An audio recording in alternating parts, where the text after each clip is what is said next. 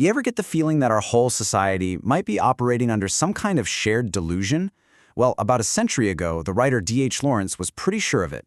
So let's dive into his wild diagnosis of the modern world and the even wilder cure he came up with. So Lawrence looked at the world, at the way we chase after money and size each other up, and he didn't see progress. Not at all.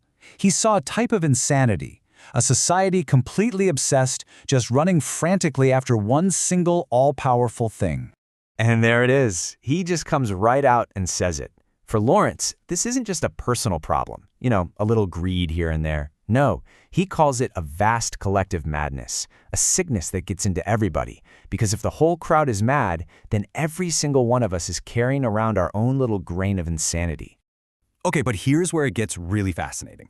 Lawrence takes this huge societal idea and drills it down to show how it creates this really personal internal anxiety, a kind of terror that, honestly, lives inside each of us. I mean, think about it for a second. Have you ever felt that? That little sting, that pang when you spend some cash, even a small amount, and for something bigger, a real tremor. Lawrence says that physical reaction is a symptom of the madness. Money actually makes us flinch. It makes us tremble. Right, so here's the key. He argues our fear isn't of the paper bills or the coins themselves. What we're actually terrified of is what our money-mad fellow men will do to us. It's a fear of how society acts, how it judges you, all because of its obsession with wealth. And this personal fear, it doesn't just stay inside us. It builds and builds until it becomes this system of really cruel societal judgment. This is the one question Lawrence says our society cares about above all else. Not, is he a good person or is he smart? Nope, it's how much is he worth? Our entire value as a human being gets boiled down to a price tag. And if the answer to that big question is 0, well, the verdict is just swift and brutal. Then let him eat dirt and go cold. Society, in its madness, basically sentences anyone without money to a life of total degradation, stripping them of their basic dignity. And right here, this is the real terror. It's not just being hungry or cold, it's the deep humiliation of it all. The way he repeats, eat dirt, he's driving home the point that the ultimate fear is being treated as less than human, all because you don't have money.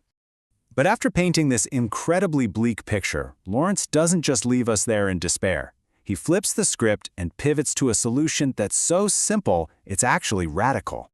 He starts with this, just a powerful, absolute rejection of the entire system. All of it, the fear, the judgment, the humiliation, it's just wrong. It's an unacceptable way for people to have to live. So what's the alternative? His big idea is to take the absolute essentials for survival, the things we all need just to exist, and pull them out of the money game completely. Bread, shelter, and fire. He says these should be fundamental rights, not stuff you have to buy. And who gets these things? Everyone. To all and anybody. There are no strings attached, no tests to see if you're worthy. And where? All over the world. This isn't some small-time charity project. It's a vision for a whole new global standard of human dignity. And this brings us to Lawrence's big finish, which he frames not as a polite suggestion, but as a stark, urgent choice for all of us. He lays out 2 paths, and only 2. Path 1, we snap out of it. We regain our sanity about money and remember it's just a tool. Or path 2, we just keep going down this road of madness until we literally start killing one another about it. And there's no wiggle room, no middle path. With this final blunt line, Lawrence is basically yelling at us that we have to choose. We can't have both our humanity and our money madness. So the poem leaves us with this huge question, one that feels just as real today as it did 100 years ago. When you look at our world, at our priorities, have we actually kept money in its place? Or has our collective madness really allowed it to become our master? It's definitely something to think about.